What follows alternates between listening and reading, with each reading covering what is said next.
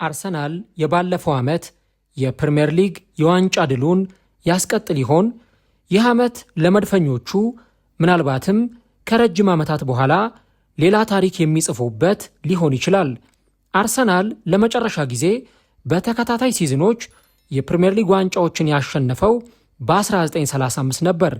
ዘንድሮ አርሰናል ይህን ካደረገ ከ92 ዓመታት በኋላ ለመጀመሪያ ጊዜ ይሆናል። አርሰናል ዘንድሮ በብዙ ነገሮች ይጠበቃል። ቻምፒየንስ ሊግን ማሸነፍ፣ የፕሪምየር ሊግ የዋንጫ ክብሩን ማስጠበቅና ከአንድ በላይ ዋንጫ ማሸነፍ። አርሰናል ዘንድሮ ፕሪምየር ሊግና ቻምፒየንስ ሊግን ያሸንፍ ይሆን? ክለቡ ካስፈረማቸው ተጫዋቾች የትኛው ተጫዋች ነጥሮ ሊወጣ ይችላል? የዓለም ዋንጫ ድካም በአርሰናል የውድድር ዓመት ላይ ምን አይነት ተጽዕኖ ይኖረዋል? ማክስ ዳውማን በዚህ ሲዝን ያንጸባርቅ ይሆን? አርሰናል በፋይናንስ አቅምስ በአሁኑ ሰዓት ምን አይነት ሁኔታ ላይ ይገኛል? እነዚህን ጉዳዮች በዛሬው ፕሮግራማችን ላይ እንመለከታቸዋለን። ሰላም አድማጮች፣ እንዴት ናችሁ? እግዚአብሔር ይመስገን እኔ በጣም ደህና ነኝ። የምትገኙት አራዳ ሜዳ ኦፊሻል የዩቱብ ገጻችን ላይ ነው። ለቻናሉ አዲስ ከሆናችሁ ቻናሉን ሰብስክራይብ፣ ይህንን ቪዲዮ ደግሞ ላይክ እያደረጋችሁ ይህንን ፕሮግራም መጀመራችሁን አስታውሱ። የአራዳ ሜዳ ኮሜንታተር ተስፋ ወርቅ ሉል ሰገድ አብሬያችሁ ቆይታ አድርጋለሁ። ፈጣሪ ፈቅዶ ዛሬም ከእናንተ ጋር ተገናኘን። በቅድሚያ ለመላው የኦርቶዶክስ ተዋሕዶ ሃይማኖት ተከታዮች በሙሉ እንኳን ለአምላካችን ለጌታችንና ለመድኃኒታችን ለኢየሱስ ክርስቶስ በደብረ ታቦር ተራራ ለተገለጠበት የደብረ ታቦር የቡሄ በዓል በሰላም አደረሳችሁ። በዓሉ የሰላምና የፍቅር እንዲሆንላችሁ አራዳ ሜዳ ፕሮግራማችን ይመኛል። እንግዲህ የሲዝን ፕሪቪዋችን ተጀምሯል። ልክ በባለፈው ዓመት እንዳደረግነው ሁሉ የአምስቱን ትላልቅ የእንግሊዝ ክለቦች ሲዝናቸው ምን ሊመስል ይችላል የሚለውን ሙሉ ዳሰሳውን የምንሰራላችሁ ይሆናል ማለት ነው። አርሰናል፣ ማንቸስተር ዩናይትድ፣ ማንቸስተር ሲቲ፣ ቼልሲን እና ሊቨርፑልን የተመለከቱ ፕሪቪዎቻችንን ከዛሬ ጀምሮ ወደ እናንተ እናደርሳለን። ዛሬ ደግሞ በአርሰናል እግር ኳስ ክለብ ጅማሮውን የምናደርግ ይሆናል ማለት ነው። እንግዲህ ቅድም እንዳልኩት በመግቢያ ላይ እንደገለጽኩት ይህ ሲዝን ለአርሰናል ደጋፊዎች እጅግ በጣም በጉጉት የሚጠብቁት የውድድር ዓመት ነው። በባለፈው ዓመት እጅግ በጣም የሚያስደስትና አጓጊ የነበረ ሲዝንን የአርሰናል ደጋፊዎች አሳልፈዋል። እያንዳንዱ ጨዋታ ቁጭ ብድግ ሲያሰኛቸው የነበረ፣ በእያንዳንዱ ጨዋታ ላይ ደግሞ የአርሰናል ደጋፊዎች ደስታቸውን ሲገልጹ የነበረበት፣ ምናልባትም ደግሞ ወደ መጨረሻዎቹ አካባቢ ደግሞ በጣም አስጨናቂ የነበረ የውድድር ዓመትን አርሰናሎች በባለፈው ዓመት አሳልፈዋል። አርሰናል እንግዲህ ከ22 ዓመታት በፊት የፕሪምየር ሊግ ዋንጫን ካሸነፈ በኋላ ለ22 ዓመታት ያህል የፕሪምየር ሊግ ዋንጫን አሸንፎ አያውቅም ነበረ እና ያንን ታሪክ ለአንዴና ለመጨረሻ ጊዜ መቀየር የቻለው አርሰናል በባለፈው የውድድር ዓመት ነው። ታዲያ በዚህ ዓመት የፕሪምየር ሊግ የመጀመሪያ ጨዋታውን ከነገ በስቲያ አርብ በኤምሬትስ ስታዲየም ምሽት 4 ሰዓት ከኮቬንትሪ ሲቲ ጋር አርሰናል የሚያከናውን ይሆናል። እንግዲህ አርሰናል ባክ ቱ ባክ ፕሪምየር ሊግን ለማሸነፍ የሚያደርገው የውድድር ዓመት እጅግ በጣም በብዙዎቹ ዘንድ በጉጉት የሚጠበቅ ነው። አርሰናል በ1935 ባክ ቱ ባክ የፕሪምየር ሊግ ዋንጫን በተከታታይ ዓመታት ካሸነፈ በኋላ የፕሪምየር ሊግ ዋንጫን በተከታታይ ሲዝኖች ማለትም አምናና ዘንድሮ አሸንፎ አያውቅም። ስለዚህ አርሰናል ዘንድሮ ይህንን ዋንጫ የሚያሸንፍ ከሆነ ከ92 ዓመታት በኋላ ለመጀመሪያ ጊዜ ባክ ቱ ባክ አርሰናል የእንግሊዝ ፕሪምየር ሊግ ዋንጫን የሚያሸንፍ ይሆናል ማለት ነው። ለነገሩ የፕሪምየር ሊግ ሲዝንን አነሳን እንጂ የአርሰናልን የውድድር ዓመት ስንመለከት ከፕሪምየር ሊግን በተጨማሪ ቻምፒየንስ ሊግንም እንደዚሁ ደግሞ ኤፍኤ ካፕንም ካራቦ ካፕንም ፕሪምየር ሊግንም እያነሳን መሆኑ በደንብ ልብ ሊባል የሚገባው ጉዳይ ይሆናል እና አርሰናልን በተመለከተ የተለያዩ ሪፖርቶችን ስመለከት ነበርና በተለይ ደግሞ እንደ ዘ ጋርዲያን፣ ዚ አትሌቲክ ያሉ ትላልቅ ሚዲያዎች ባስቀመጡት ግምት መሰረት አርሰናል የ2026-27 የእንግሊዝ ፕሪምየር ሊግ ዋንጫን የሚያሸንፍ እግር ኳስ ክለብ ነው የሚል ቅድመ ግምት በአርሰናል እግር ኳስ በኩል ተሰጥቷል ማለት ነው። ስለዚህ አርሰናል ይህንን ፕሪምየር ሊግ ለማሸነፍ በጥሩና በተሻለ ቁመና ላይ የሚገኝ ክለብ ስለመሆኑ ትላልቅ የመረጃ ምንጮች፣ ትላልቅ ሚዲያዎች ግምታቸውን እያስቀመጡ ይገኛሉ። እኔም አሁን ገምት ብትሉኝ እንደ ሚዲያ ባለሙያ እስከዛሬ ድረስ ካየኋቸው ነገሮች አንጻር አሁንም እየታዩ ካሉ ነገሮች አንጻር የፕሪሚየር ሊጉን ዋንጫ ለማሸነፍ የምገምተው ቁጥር 1 ክለብ ወይም በሚቀጥለው ሲዝን አንደኛ ደረጃን ይዞ ይጨርሳል ብዬ የማስበው አርሰናልን ነው። ለምንድን ነው አርሰናልን በአንደኛ ደረጃነት የማስቀምጠው? ሌሎቹስ አርሰናልን ለምን አንደኛ ደረጃ ላይ ይቀመጣል ብለው ግምት ይሰጣሉ የሚለውን ነገር በምክንያታዊነት ስንመለከት የምናነሳቸው ምክንያቶች ሊኖር ይችላል። አንደኛውና ዋነኛው አርሰናል በስኳድ ዴብዝ ረገድ የተዋጣለት ቡድን መሆኑን እንመለከታለን። በባለፈው ዓመት አርሰናል የፕሪሚየር ሊግ ዋንጫን እንዲያሸንፍ ቻምፒየንስ ሊግ ፍጻሜ እንዲደርስ ያደረገው ትልቁ ነገር የአርሰናል ስኳድ እጅግ በጣም ጠንካራ በመሆኑ ምክንያት ነው። አርሰናል ከግብ ጠባቂ ጀምሮ እስከ አጥቂ ድረስ የተዋጣላቸው ተጫዋቾችን የያዘ ሲሆን በእያንዳንዱ ዲፓርትመንት ላይ ደግሞ 2 ከዛ በላይ የሆኑ አማራጮችን አርሰናል በስብስቡ ውስጥ አካቷል። ለምሳሌ በዚህ ሲዝን አርሰናል በዴቪድ ራያ ግብ ጠባቂነት ሙሉ ሲዝኑን ይቀጥላል ተብሎ ይጠበቃል። ከዚህ በተጨማሪ አዲስ ግብ ጠባቂ ማስፈርሟል ከሊድስ ዩናይትድ ኤሊያን ሜስሌ። እንደዚሁ ደግሞ ምንም እንኳን የአርሰናል ደጋፊዎች በዚህ ግብ ጠባቂ ደስተኛ ባይሆኑም ነገር ግን በሪያል ማድሪድ በቼልሲ የተጫወተው ቻምፒየንስ ሊግን፣ የፕሪሚየር ሊግ ዋንጫን፣ ሌሎች ዋንጫዎችን የማሸነፍ ልምድ ያለው ኬፓ አሪዛባላጋ የዚህ ቡድን ሌላኛው የግብ ጠባቂ አማራጭ ነው። በተከላካይ መስመር ላይ ስንመለከት 6 ወይም 7 የተለያዩ ቦታዎች ላይ እንደ አስፈላጊነቱ የተቀያየሩ መጫወት የሚችሉ የተከላካይ መስመር ተጫዋቾች አሉት አርሰናል። ሳሊባ፣ ማጋሌሽ፣ ፒየሮ ሂንካፒዬ፣ ሪካርዶ ካላፊዮሪ፣ ሉዊስ ስኬሊ፣ ቤን ዋይት፣ ቲምበር፣ ታዳጊው ተጫዋች ማርሊ ሳልሞን፣ እነዚህ ተጫዋቾች በአርሰናል የተከላካይ መስመር ላይ የምንመለከታቸው ተጫዋቾች ናቸው። የአማካይ ክፍሉንም ብንመለከት በብዙ አማራጮች የተሞላ ነው። አዲስ ፈራሚው ብሩኖ ጊማሬሽን ጨምሮ ማርቲን ዙብሜንዲ፣ ዴክላን ራይስ፣ ማርቲን ኦደጋርድ፣ ኤቤሪቺ ኤዜ፣ ካይ ሃቨርትዝ በአማካይ መስመር ላይ የምናገኛቸው የአርሰናል ተጫዋቾች ናቸው። ያው ካይ ሃቨርትዝ እንደፊት መስመር ተጫዋችነትም አርቴታ ይጠቀምበታል የሚሉ ግምቶች አሉ። ፊት መስመር ላይ ኖኒ ማድዌኬ፣ ቪክተር ዩኬሬስ፣ ቡካዮ ሳካ ምንም እንኳን ይለቃል አይለቅም የሚለው ነገር እስካሁን ባይረጋገጥም ጋብሪኤል ሄሱስ፣ ካይ ሃቨርትዝ፣ የማርቲኔሊ የመልቀቅ ጉዳይ እርግጥም ቢሆን ማርቲኔሊ፣ ዞሊስ በአርሰናል የፊት መስመር ላይ የሚገኙ ተጫዋቾች ናቸው። ስለዚህ አርሰናል አሁን ባለው ሁኔታ ከሌሎቹ ቡድኖች አንጻር ስንመለከተው በደንብ ጠለቅ ያለ ስኳድ ያለው አርሰናል መሆኑን እንመለከታለን። በባለፈው ሲዝን ብዙ አልተወራም እንጂ አርሰናል እንደ ሌሎቹ ክለቦች ጉዳት ካጋጠማቸው ክለቦች መካከል ተጠቃሹ ነበር።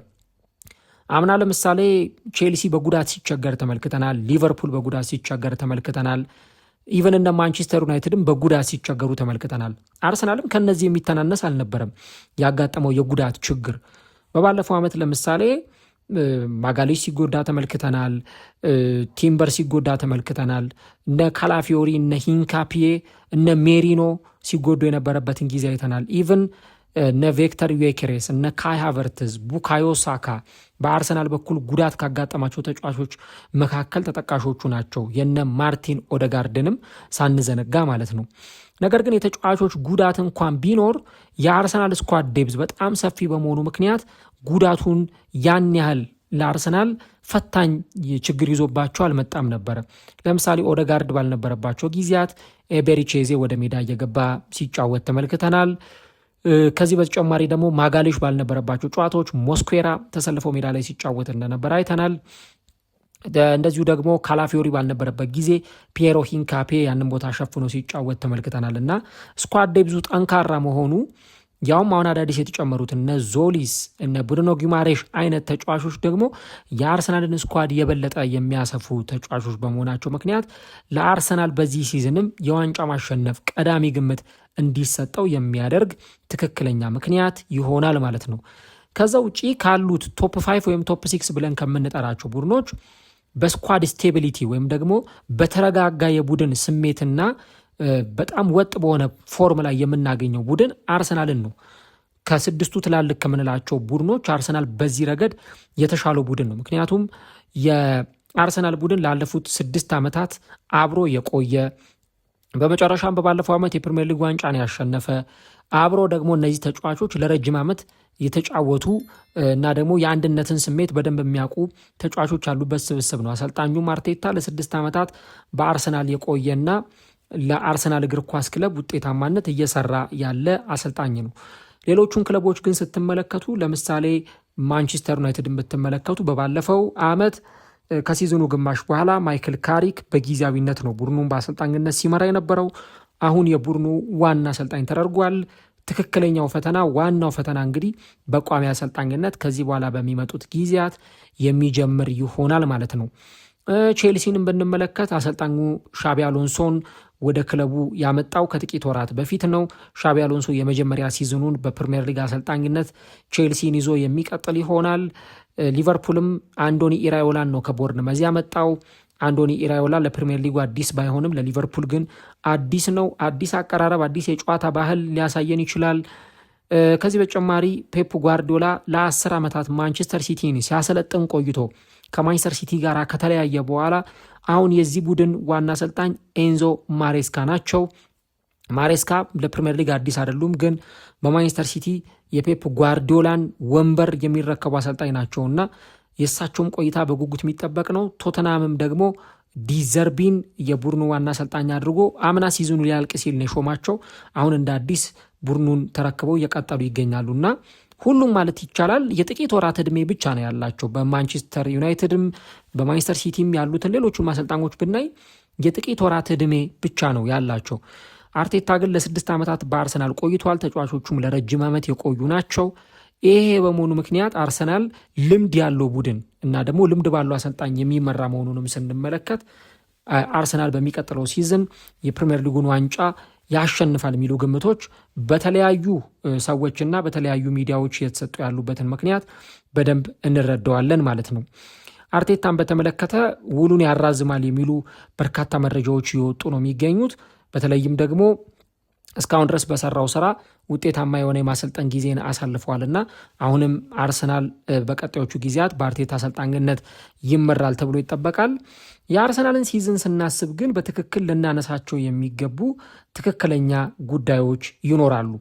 የአርሰናል ስኳድ አንዱ እየተሻሻለ እየመጣ እንደሆነ ቡድኑ አሁን የእድገቱ ጣሪያ ላይ ደርሶ እድገቱን የጨረሰ ቡድን መሆኑን እየተመለከትን ነው ያለ ነው።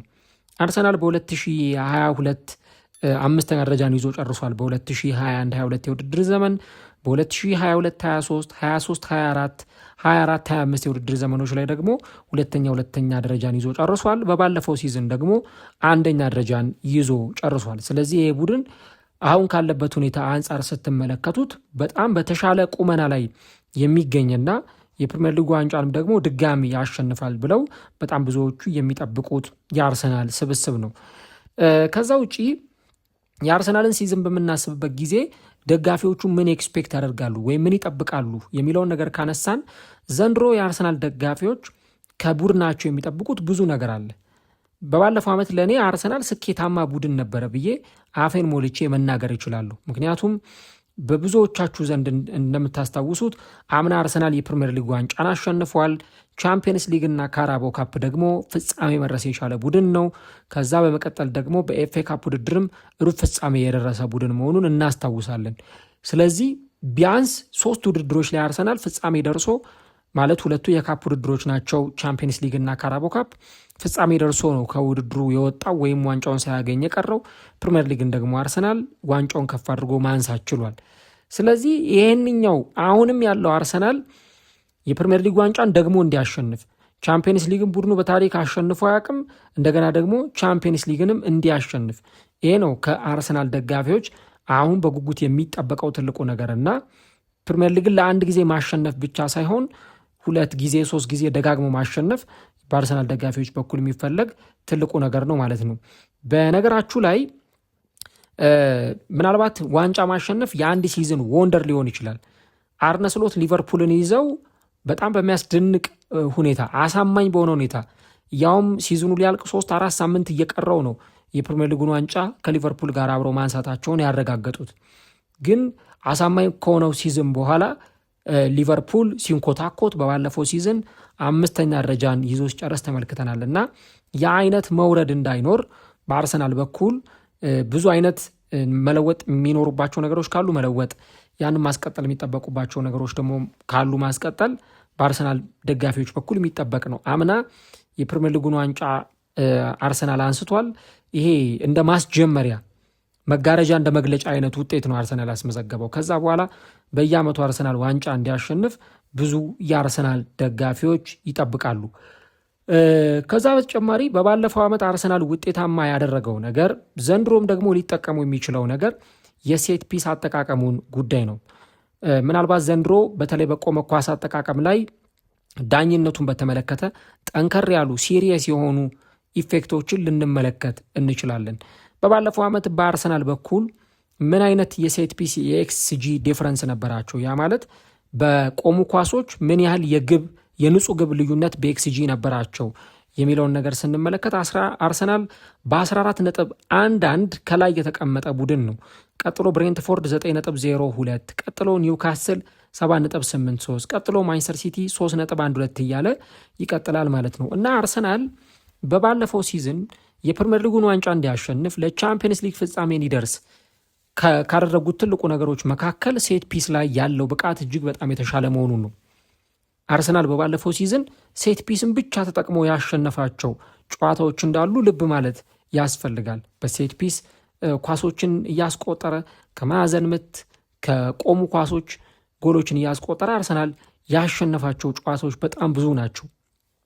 ሌሎቹ ክለቦች ሴት ፒስ ላይ ያላቸው ውጤታማነት ከአርሰናል ዝቅ ያለ በመሆኑ ምክንያት አርሰናል እንደ አዲሽናል ወይም ደግሞ እንደ ኤክስትራ ነገር ተጠቅሞበት የፕሪሚየር ሊጉን ዋንጫ ሲያሸንፍ ተመልክተናል።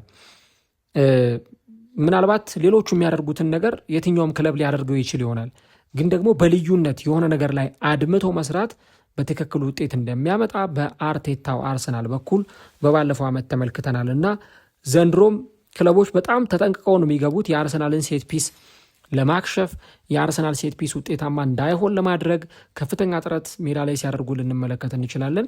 የአርሰናል ሴት ፒስ ግን በባለፈው ዓመት ውጤታማ ያደረገውን ነገር ዘንድሮም አርሰናል ሲያስቀጥለው ልንመለከት እንችላለን።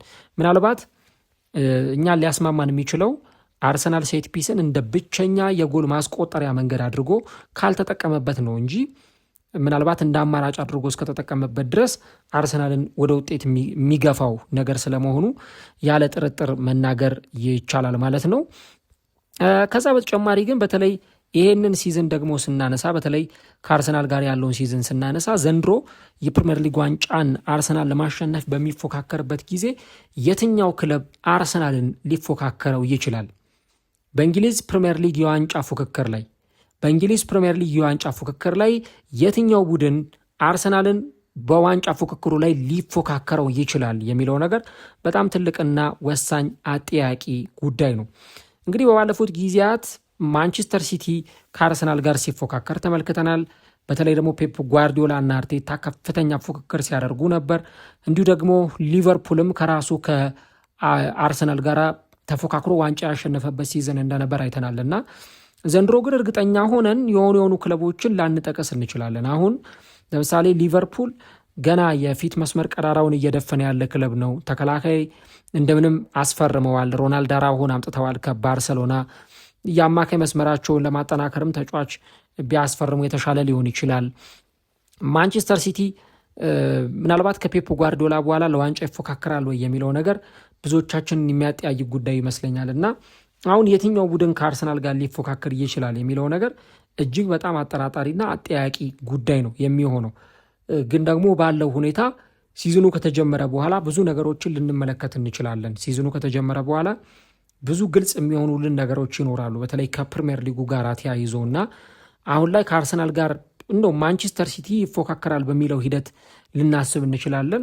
ከዛ ውጭ ግን የሌሎቹን ክለቦች ጉዳይ ምናልባት ሲዝኑ ከተጀመረ በኋላ እያየን እንዴት ነው ከአርሰናል ጋር ይፎካከራሉ ወይ የሚለውን ነገር አብረን የምናየው ነው የሚሆነው። ሌላኛው አርሰናል የቻምፒየንስ ሊግን ዋንጫ ማሸነፍ ይችላል ወይ የሚለው ነገር በአርሰናል ደጋፊዎች በኩል የሚጠየቅ ትልቁ ጉዳይ ይሆናል። ምክንያቱም አርሰናል በባለፉት ጥቂት ዓመታት በተለይ ወደ ቻምፒየንስ ሊግ ውድድር ከተመለሰ በኋላ ማለትም ከ2023-24 የውድድር ዘመን በኋላ አርቴታ አርሰናልን በቻምፒየንስ ሊግ ውድድር ላይ በመራባቸው 3 ሲዝኖች በአርሰናል በኩል የተሻለ ፐርፎርማንስና ውጤት ተመልክተናል። በ2023-24 አርሰናል እስከ ቻምፒየንስ ሊግ ሩብ ፍጻሜ ደርሶ ነበረ። በሩብ ፍጻሜው ብዙዎቻችሁ እንደምታስታውሱት በባየር ሚዩኒክ ተሸንፎ ነው ከውድድሩ የወጣው። እርሱንም በጣም ልዩነታቸው ጠባብ ነበረ። የመጀመሪያው ጨዋታ 2-2 ተጠናቀቀ። ቀጥሎ በአሊያንዝ አሬና በተደረገው ጨዋታ ጆሹዋ ኪሚክ ባስቆጠራት ብቸኛ ጎል ባየር ሚዩኒክ ያንን ጨዋታ አሸንፎ ወጥቷል። ከዛ በመቀጠል ደግሞ በ2024-25 የውድድር ዘመን አርሰናል ግማሽ ፍጻሜ ደርሶ በፒኤስዤ ነው ተሸንፎ ከውድድሩ አርሰናል የተሰናበተው። 3-1 በሆነ ውጤት አርሰናል ተሸንፎ ከውድድሩ በድምር ውጤት ተሰናብቷል። በባለፈው ሲዝን ደግሞ አርሰናል የቻምፒየንስ ሊግ የፍጻሜ ተፋላሚ ሆኖ በመለያ ምቶች ተሸንፎ ነው በፒኤስዤ ዋንጫውን ሳያገኝ የቀረውና አርሰናል እስካሁን ድረስ በቻምፒየንስ ሊግ ብዙ ጨዋታዎችን አድርጓል። ከ200 በላይ ጨዋታዎችን አርሰናል አድርጓል በቻምፒየንስ ሊግ። ነገር ግን የቻምፒየንስ ሊግ ዋንጫን አሸንፎ አያውቅም። ዘንድሮ ከፕሪሚየር ሊጉ ባልተናነሰ ትልቅ ትኩረት የሚሰጡት የቻምፒየንስ ሊግ ውድድር ይሆናል እና አምና በቁጭት ያጡትን ቻምፒየንስ ሊግ ዘንድሮ ማሳካት ይፈልጋሉ። እንደ ፒኤስዤ አይነት ክለቦች ለሶስተኛ ጊዜ የቻምፒየንስ ሊግ ዋንጫን ለማሸነፍ ይፎካከራሉ እና አርሰናልም በዚህ በቻምፒየንስ ሊግ ውድድር ላይ በከፍተኛ ሁኔታ ይፎካከራል ተብሎ የሚጠበቅ ቡድን ይሆናል። በባለፈው ዓመት እንደምታስታውሱት የሊግ ፌዙን አንደኛ ደረጃ ላይ ይዞ ያጠናቀቀ ቡድን ነው። በዚህ በሊግ ፌዝ ውድድሩ ላይ አርሰናል አንደኛ ደረጃ ነው ይዞ ያጠናቀቀውና ዘንድሮም ስለ አርሰናልና ስለ ቻምፒየንስ ሊጉ ብዙ ነገር ማውራት ያስፈልጋል። ሌላኛው የብሩኖ ጊማሬሽ ጉዳይ ነው። እኔ ለአርሰናል ከፈረሙት ተጫዋቾች በተለይ ዞሊስ እና ጊማሬሽ በጣም ብዙ የሚጠበቅባቸው ተጫዋቾች ናቸው። ጊማሬሽ 75 ሚሊዮን ፓውንድ የወጣበት ተጫዋች መሆኑን ተመልክተናል በዚህ በክረምት የተጫዋቾች የዝውውር መስኮት እና ለአርሰናል የአማካይ መስመር የመሪነት ኳሊቲን እንደዚሁም ደግሞ ሜዳ ላይ ባለው የሜዳ ላይ ፐርፎርማንስ የአርሰናልን የማል ሜዳ ሶሊድ እና ጠጣር እንደሚያደርገው መናገር ይቻላል። በባለፈው በተደረገ የወዳጅነት ጨዋታ ላይ የአምበልነት አርምባንድ እጁ ላይ ያለ መስሎት ለማስተካከል ሁሉ ሲሞክር ነበረና ምን ያህል ተጫዋቹ የመሪነት ብቃት የመሪነት ተሰጥኦ እንዳለው በደንብ የምንመለከትበትም ጭምር ነው። ተጫዋቹ ቨርሳታይል ነው። በ6 ቁጥር ቦታ ላይ መጫወት ይችላል። ከአጥቂዎች ጀርባ መጫወት ይችላል። ከምንም ነገር በላይ ደግሞ የአርሰናል ደጋፊዎች የተሳቀቁበት የነበረውን ነገር መፍትሄ እንዲያገኙበት ያደረገ ዝውውርም ነው ብለን ልንጠቀስ እንችላለን። ምክንያቱም በባለፉት ጥቂት ዓመታት ዴክላን ራይስ ያለ በቂ ረፍት ነበር ሲጫወት የነበረውና ይሄ ልጅ ካሁን ተጎዳ፣ በቃ ካሁን አርሰናል ሲዝኑ ተበላሸበት የሚሉ በጣም ብዙ ስጋቶች በአርሰናል ደጋፊዎች በኩል ነበረ። ያንን ስጋት እንዲቀርፉ ማድረግ የሚችል ዝውውር ነው የብሩኖ ጊማሬሽ ዝውውርና በዚህኛው የክረምት የዝውውር መስኮት አርሰናል ወሳኝ የሆነ ተጫዋች አስፈርሞ ነው ሲዝኑን የጀመረው ማለት ይቻላል። እንደውም አርቴታ ከጨዋታው በኋላ ሲናገር ሂዝ ዎሪየር በማለት ነው የገለጸው። ከባለፈው ጨዋታ በኋላ ሲናገር በጣም አርበኛ የሜዳ ላይ ተፋላሚ ተጫዋች እንደሆነና ሜዳ ላይ ብዙ ነገሮችን ማድረግ እንደሚችል ኢቭን የቡድን ጓደኞቹንም ማነሳሳት እንደሚችል ነው አርቴታ ሲናገር የነበረው። ስለዚህ የጊማሬሽ ዝውውር በአርሰናል በኩል በጣም በብዙ መንገድ አርሰናልን የሚጠቅም ነው ብለን መናገር እንችላለን። ምናልባትም ደግሞ ዴክላን ራይስ፣ ማርቲን ዙቢሜንዲ በደንብ ረፍት እያደረጉ እንዲጫወቱ ያደርጋቸዋል የዚህ ተጫዋች ወደዚህ ስብስብ መምጣት።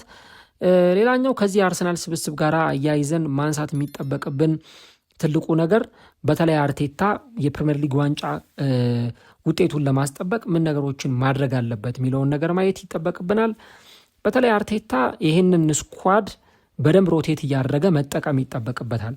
ፕሪሚየር ሊግ ላይ ቻምፒየንስ ሊግ ላይ ውጤታማ መሆን ከፈለገ በደንብ ስኳዱን ሮቴት እያደረገ ተጫዋቾችን በደንብ በአግባቡ እያፈራረቀ እየተጠቀመ ሲዝኑ ላይ ውጤታማ እንዲሆን ይጠበቅበታልና ለእኔ አርሰናል በባለፈው ዓመት ሲነገር እንደነበረው የአርሰናል ጠላት ራሱ አርሰናል ነው፣ የአርሰናል ተፎካካሪ ራሱ አርሰናል ነው፣ ከዚህ ውጭ ማንም ከአርሰናል ጋር ሊፎካከር አይችልም የሚሉ ነጥቦች ሲነሱ ነበረ። በተወሰነ መንገድ እኔም የምጋራበት ነው። የአሁኑ አርሰናል ራሱ ላይ ችግር ካልፈጠረ በስተቀረ በፕሪሚየር ሊጉ በረጅም ርቀት የፕሪሚየር ሊግ ዋንጫን ያነሳል ተብሎ የሚጠበቅ የቻምፒየንስ ሊግ ዋንጫን ያነሳል ተብሎ የሚጠበቅ ቡድን ነው። ስለዚህ በአርሰናል እግር ኳስ ክለብ ውስጥ ካለው የስኳድ ዴብዝ አንጻር በደንብ አርቴታ ሮቴት እያደረገ ቢጠቀም ስብስቡን የሚያስበውን ውጤት እንዲያስመዘግብ እድል ይሰጠዋል ብዬ አስባለሁ። ሌላው ከሮቴሽን ጋር አያይዘን የምናነሳው አርሰናልን ሊጎዳው የሚችለው ትልቁ ነገር የዓለም ዋንጫ ድካም ምናልባት በአርሰናል ሲዝን ላይ የሚፈጥረው ተጽዕኖ ሊኖር ይችላል። ምክንያቱም አርሰናል በባለፈው ዓመት 63 ጨዋታን ያደረጉት ሙሉ የአርሰናል ተጫዋቾች ያው 55 የተጫወተ አለ 50 የተጫወተ አለ። ግን አርሰናል በባለፈው ሲዝን 63 ጨዋታዎችን አድርጓል። ለብሔራዊ ቡድን የተጫወቱትን ጨዋታ ደግሞ ስትጨምሩት ማጣሪያውን ዓለም ዋንጫ ላይ የተጫወቱበትን ጨዋታ ስታዩት ቁጥሩ እጅግ በጣም ይበዛል እና በተለይ አንዳንድ ተጫዋቾች እጅግ በጣም በመዛል ሁኔታ ላይ ይገኛሉ። ለምሳሌ ቡካዮ ሳካ ማራቶን ከሆነ ሲዝን በኋላ ነው ተመልሶ የመጣውና በዚህ በዓለም ዋንጫ ውድድር ላይም ከነ ጉዳቱ በዓለም ዋንጫ ከእንግሊዝ ብሔራዊ ቡድን ጋር ሲሳተፍ ተመልክተናል። በደረጃው ጨዋታ ላይ እንደውም ሃትሪክ ሰርቶ ነበረ። በተለይም ቡካዮ ሳካ በቋሚነት በጀመረበት ጨዋታ ላይ ፈረንሳይ ላይ ሃትሪክ ሰርቶ እንደነበረም ጭምር ይታወሳል እና ቡካዮ ሳካ ምናልባት በዛ ቡድን ውስጥ በነበረው ተሳትፎ እነ ኖኒ ማዱዌኬ በነበራቸው ተሳትፎ ምክንያት በአርሰናል እግር ኳስ ክለብ ውስጥ በሚቀጥለው ሲዝን የሚጠበቅባቸውን እንዳያደርጉ በጣም የድካም ነገር የመዛል ነገር ተጫዋቾቹን ሊፈትናቸው እንደሚችል መገመት የሚቻልበት ትልቁ ድል አለ። ለዛ ነው ቅድም እንዳልኳቸው አርቴታ ሮቴት ማድረግ አለበት የሚሉ ነገሮችን ስነግራቸው የነበረው። ኢቨን እነ ማጋሌሽ እና አቨርትዝ እንኳን አድካሚ ሲዝን አድርገው ከዛ በኋላ ደግሞ በዓለም ዋንጫ ላይ ተሳትፎ ነው ተመልሰው የመጡትና ይህንን ነገር ለመቅረፍ አርቴታ በደንብ ስኳዱን ሮቴት እያደረገ መጠቀም ይጠበቅበታል ማለት ነው፣ በዓለም ዋንጫ ስብስብ ላይ የተዳከሙ ተጫዋቾችን በተመለከተ። ከዛ ውጭ ሌላኛው የማክስ ዳውማን ጉዳይ ይነሳል። ማክስ ዳውማን በባለፈው ዓመት በ15 ዓመቱ ከዛ ደግሞ በ16 ዓመቱ በጣም ብዙዎቻችንን ያስገረመን ተጫዋች ነው። በተለይ አርሰናል ኤምሬትስ ላይ ኤቨርተንን ገጥሞ 2-0 ባሸነፈበት ጨዋታ ላይ የዚህ ተጫዋች ሚና እጅግ በጣም ከፍተኛ ነበር። አሲስት አድርጓል፣ ጎልም አስቆጥሯል እና አሁንም ምናልባት በዚህ ሲዝን ደግሞ አርቴታ የበለጠ እድል ሲሰጠው ልንመለከተው እንችላለን። በተለይ በኤፍኤ ካፕ እና በካራቦ ካፕ ውድድሮች ከዛ ደግሞ ፕሪሚየር ሊግ ቻምፒየንስ ሊግም ላይ እየቀየረ እያስገባ ይህንን ተጫዋች ሊጠቀምበት ይችላል እና በደንብ በዚህኛው ሲዝን ብቃታቸውን አውጥተው ያሳያሉ ተብለው ከሚጠበቁ ተጫዋቾች መካከል አንዱ ታዳጊው የአርሰናል ተጫዋች ማክስ ዳውማን መሆኑን በደንብ የምናነሳው ጉዳይ ይሆናል። አምና ማሳየን ፐርፎርማንስ ዘንድሮ ደግሞ እድሜ ጨምሮ ከጥቂት ወራት በኋላ ነው የሚመጣውና ይሄ ተጫዋች ሊያሳልፈው የሚችለው ጊዜ በአርሰናል እጅግ በጣም በጉጉት የሚጠበቅ ነው። አሁን ባለው ሁኔታ የአርሰናል የፋይናንስ አቅም ምን ሊመስል ይችላል፣ አርሰናል ከሜዳ ውጪ በምን አይነት ሁኔታ ላይ ይገኛል የሚለውን ነገር ስናይ እንግዲህ አሁን በተለይ ስታን ክሮንኬ በአርሰናል ከ2011 በኋላ በጣም ብዙ ገንዘብ እያወጡ ነው የሚገኙት። ከ2011 በኋላ ስላችሁ በተለይ ከ2011 ጀምሮ ያወጡት ገንዘብ በጣም ከፍተኛ ገንዘብ መሆኑን የተመለከትን እንገኛለን። እንግዲህ ከ1.5 ቢሊየን ፓውንድ በላይ ለተጫዋቾች ዝውውር ኢንቨስት አድርገዋል እና በተለይ ደግሞ ያንን ኢንቨስት ያደረጉበትም ነገር እሳቸው በደንብ እያገኙት ነው። የክሮንኬ ስፖርትስ ኤንድ ኢንተርቴንመንት ተቋም ደግሞ በጣም ትርፋማ የሆነ ተቋም መሆኑንም ነው በጣም ብዙዎች የሚያነሱት። አሁን የኤምሬትስ ስታዲየምን ከ70,000 በላይ ተመልካቾችን እንዲይዝ የማድረግ ከፍተኛ እቅድ አለ። ለዚህ ደግሞ ከ500 ሚሊዮን ፓውንድ በላይ ያስፈልጋል እና ያንን ደግሞ ለማድረግ በጣም ጥሩ የሆነ ስራ ነው እየተሰራ የሚገኘው። ከዛ ውጪ አርሰናልን ከጀርባ ሆነው እነዚህም ሰዎች እየደገፉ ይገኛሉ። ስታን ክሮንኬ የአርሰናሉ ባለቤት፣ ጆሽ ክሮንኬ ደግሞ የእሳቸው ልጅ በደንብ ሰፖርት እያደረጉ አርቴታን እየደገፉ ነው ያሉት። ያ ደግሞ ለአርሰናል በፋይናንስ ረገድ አሁንም የተሻለ እንዲሆን ያደርገዋልና ፋይናንሱ ላይ በአርሰናል በኩል በደንብ በተረጋጋ ሁኔታ ነው እየቀጠሉ የሚገኙት። አሁን በእርግጥ አርሰናል ዝውውሮችን የሚያደርግባቸው ሁኔታዎች ይኖራሉ። ምናልባት የመስመር አጥቂ፣ ምናልባት ደግሞ የተከላካይ መስመር ተጫዋች አርሰናል በዚህ የዝውውር መስኮት ሲያስፈርም ልንመለከተው እንችላለን። አሁን አርሰናል በባለፈው ዓመት ፕሪሚየር ሊግ አሸንፈዋል። የነበረውን ደስታ፣ ደጋፊዎቹ ጋር የነበረው እርካታ ጠብቀው በመጨረሻ ማሳካታቸው ምን ያህል እንዳስደስታቸው ስንመለከት ነበር። አሁንም ግን የአርሰናል ደጋፊዎች ከቡድኑ ወጥ የሆነ ነገርን ይጠብቃሉ። እንደውም አሁን ፔፕ ጓርዲዮላ ከማንቸስተር ሲቲ ለቆ ከወጣ በኋላ ፕሪሚየር ሊጉን በራሳቸው ግዛት ቁጥጥር ስር ማድረግ ልክ ፔፕ ፕሪሚየር ሊጉን ለዓመታት እንደተቆጣጠረው 4 ተከታታይ ዓመታት የፕሪሚየር ሊግ ዋንጫን እንዳሸነፈው 3ዮሽ ዋንጫ ፕሪሚየር ሊግ ሌሎች ዋንጫዎችን እንዳሸነፈው ሁሉ አርሰናልም ፕሪሚየር ሊጉን ቻምፒየንስ ሊጉን ዶሚኔት እንዲያደርግ ይፈልጋሉና ያን ነገር በአርሰናል በኩል እናየዋለን ወይ የሚለውን ነገር አብረን እናያለን። አሁን አርሰናል ባለፈው በኮሚኒቲ ሺልድ ማንቸስተር ሲቲን በካርዲፍ 3-0 በሆነ ውጤት አሸንፎ ፕሪንሲፓሊቲ ስታዲየም ላይ ሲዝኑን ጀምሯል። በጣም ትልቅ የሆነ ጅማሮ ነው። ከዋንጫ ጋር ነው አርሰናል የጀመረው። አሁንስ ከዚህ በኋላ በሚመጡት ውድድሮች ላይ አርሰናል ምን አይነት ፐርፎርማንስ ያሳየናል የሚለውን ነገር አብረን እንመለከታለን። እናንተስ ምን ሀሳብ አላችሁ? አርሰናል ምን ያህል ዋንጫዎችን አሸንፎ ሲዝኑን ይጀምራል? ኤፍ ኤ ካፕን፣ ካራቦ ካፕን፣ ኤፍ ኤ ካፕን ወይስ ፕሪሚየር ሊግን? አርሰናል ከነዚህ ከአራቱ ስንት ዋንጫዎችን አሸንፎ ሲዝኑን ያጠናቀቃል? ኮሜንት ላይ ሀሳቦቻችሁ ልታጋሩ እንችላላችሁ። የፊታችን አርብ አርሰናል ከአዲስ አዳጊው ኮቬንትሪ ሲቲ ጋር የመክፈቻ ጨዋታውን ያከናውናል። ፈጣሪ ቢፈቅድ በዛ ጨዋታ እንገናኛለን። አርሰናል ምን ያህል ዋንጫዎችን ያገኛል? ኮሜንት ላይ ሀሳቦቻችሁን አስቀምጡልን። ቪዲዮን ከወደዳችሁት ላይክ፣ ሰብስክራይብ ማድረጋችሁን ደግሞ አትርሱ። በኋላ ላይ ደግሞ በቼልሲ እና እንደዚሁ ደግሞ በማንቸስተር ዩናይትድ የፕሪቪው ዳሰሳችን ፈጣሪ ቢፈቅድ እንገናኛለን ማለት ነው። እስከዛው መልካም ጊዜ፣ መልካም ቆይታ ይሁንላችሁ።